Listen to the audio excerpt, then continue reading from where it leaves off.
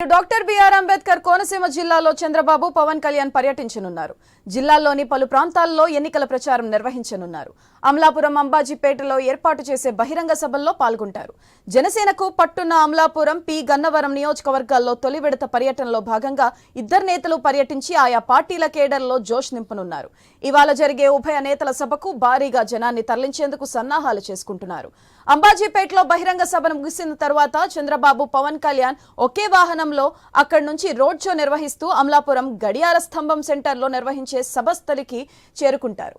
సుమారు 6 కిలోమీటర్ల మేర జరిగే రోడ్ షోకి జనం భారీగా హాజరవుతారని అంచనా వేస్తున్నారు.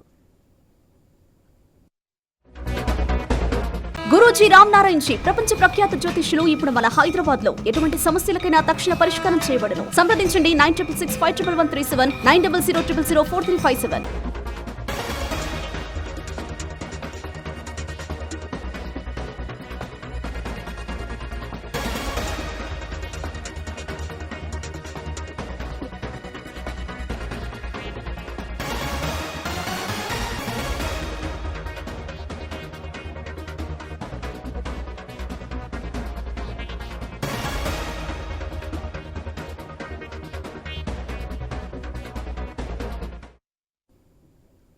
నేడు డాక్టర్ బిఆర్ అంబేద్కర్ కోనసీమ జిల్లాలో చంద్రబాబు, పవన్ కళ్యాణ్ పర్యటించనున్నారు. జిల్లాలోని పలు ప్రాంతాల్లో ఎన్నికల ప్రచారం నిర్వహించనున్నారు.